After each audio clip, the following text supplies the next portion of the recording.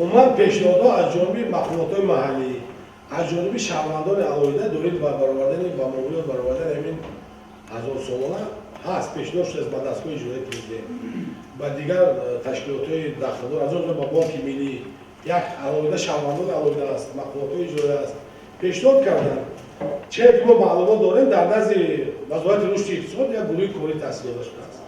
گروه کلان در اونجا در مورد بانک ملی هم است، از دستگاه اجرایی هم است، از وزارت رشد اقتصاد دیگر وزارت متصلی در اونجا هست.